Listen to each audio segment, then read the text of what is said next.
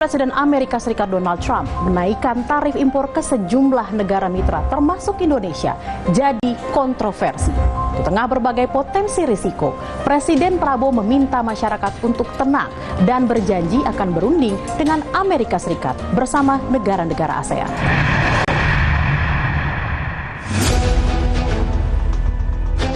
Baru 2 bulan kembali ke Gedung Putih, Presiden Amerika Serikat Donald Trump membuat berbagai kebijakan kontroversial. Salah satunya, penetapan tarif resiprokal atau timbal balik. Usai Februari lalu, Trump menabuh genderang perang dagang dengan jiran Kanada, Meksiko, dan Tiongkok. Kini, Trump membidik banyak mitra dagang Amerika Serikat. Gerah, ribuan warga Amerika Serikat menggelar unjuk rasa menolak kebijakan Donald Trump. Kota-kota besar seperti Washington DC, Houston, dan Boston menjadi gelombang protes terbesar sejak Trump kembali menjabat presiden. Trump mengklaim pengenaan tarif dasar 10% dan tarif resiprokal untuk 57 negara merupakan upaya balasan atas ketidakadilan dagang yang selama ini ditanggung Amerika Serikat. Trump menyebut pengenaan bea masuk yang tinggi bakal menumbuhkan industri dalam negeri Amerika Serikat. Reciprocal tariffs on countries throughout the world. Reciprocal, that means they do it to us and we do it to them. Very simple, can't get any simpler than that. We will supercharge our domestic industrial base. We will pry open foreign markets and break down foreign trade barriers and ultimately more production at home.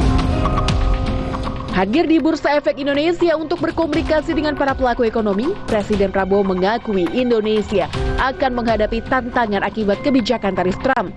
Namun, Prabowo percaya dampak dapat teratasi. Saudara-saudara, apa yang terjadi sekarang, goncangan dunia akibat negara yang ekonominya terkuat, membuat kebijakan-kebijakan memberi peningkatan tarif yang begitu tinggi kepada banyak negara. Ini bisa dikatakan menimbulkan ketidakpastian dunia. Banyak negara yang cemas, ya. Evidensinya sudah mulai kelihatan. Ya, kita akan menghadapi tantangan, tapi saya bicara dengan tim saya, ternyata situasinya dapat kita hadapi dan bisa kita kendalikan, ya kan? Jadi saudara-saudara, saya sih tidak akan melarang orang untuk selalu memandang dengan kegelapan. Beberapa menit dibuka pasca libur lebaran, indeks harga saham gabungan harus dihentikan sementara alias trading halt usai indeks terperosok 9,19%. Turun ke level 5.912. Usai kembali dibuka Selasa pagi pukul 9.30 waktu Indonesia Barat, pasar terkoreksi dalam rentang 8 hingga 7%. Analis dan ekonom memprediksi kondisi ini cerminan kepanikan pasar dalam menanggapi kebijakan tarif dagang baru Donald Trump. Tak hanya Indonesia, berbagai bursa dunia seperti Hang Seng di Hong Kong, Nikkei 225 di Jepang, hingga berbagai bursa di Amerika Serikat pun terjun bebas. Jadi yang berlaku untuk Indonesia tarif resiprokal 32% itu adalah tarif yang akan menjadi beban baru 32%. Jadi bukan 10% ditambah 32%. Itu penjelasan baseline tarif dan tarif resiprokal. Sektor real sebenarnya harus segera dilakukan berbagai upaya mitigasi sehingga efek dari perang dagang ini tidak sampai menimbulkan gejolak berlebihan terhadap sektor real kita, industri manufaktur, kemudian pertumbuhan kredit dan juga pertumbuhan sektor UMKM. Karena apa yang terjadi di pasar saham sebenarnya merefleksikan apa yang terjadi atau akan terjadi di sektor real. Selain itu juga efek dari pelemahan nilai tukar rupiah ini efeknya cukup luas bagi masyarakat, salah satunya adalah kenaikan harga-harga bahan kebutuhan pokok, pangan, banyak barang yang diperoleh secara impor. Jadi harapannya memang segera merilis paket kebijakan, stimulus kebijakan termasuk melakukan rollover ataupun melakukan kajian kembali terhadap efisiensi anggaran. Lantas, apa itu tarif resiprokal? Tarif resiprokal merupakan tarif timbal balik yang dikenakan untuk produk impor negara mitra.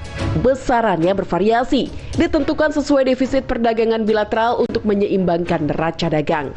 Umumnya, tarif dikenakan untuk mengendalikan harga barang impor guna mengintervensi perdagangan alias memproteksi industri dalam negeri.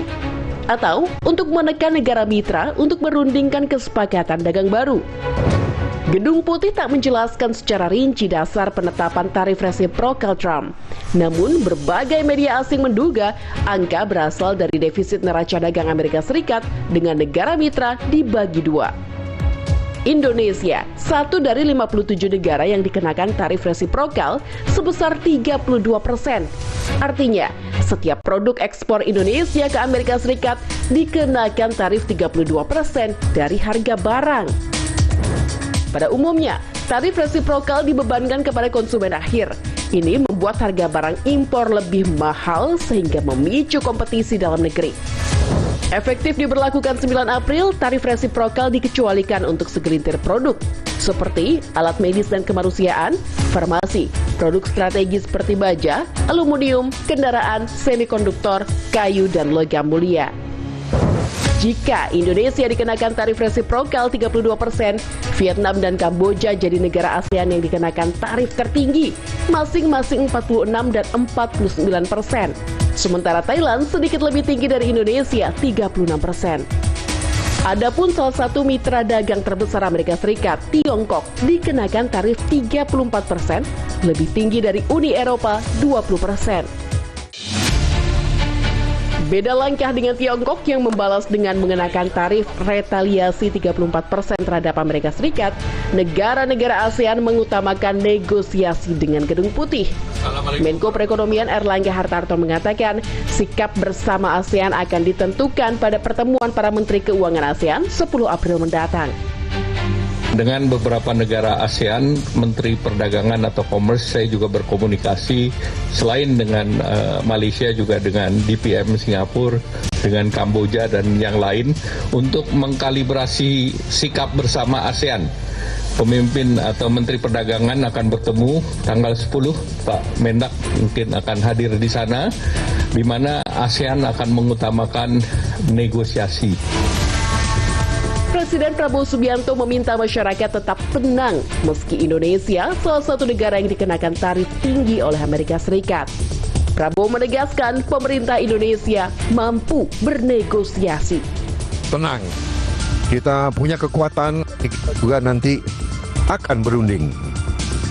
Kita akan berunding dengan semua negara, kita akan juga buka perundingan sama Amerika.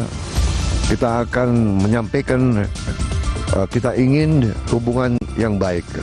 Kita ingin hubungan yang adil. Kita ingin hubungan yang setara. Jadi kita tidak ada masalah. Amerika Serikat merupakan salah satu mitra dagang utama Indonesia. Sepanjang 2023 lalu, ekspor non-migas Indonesia ke Amerika Serikat mencapai 2,34 miliar dolar Amerika Serikat, ekspor terbesar kedua setelah Tiongkok.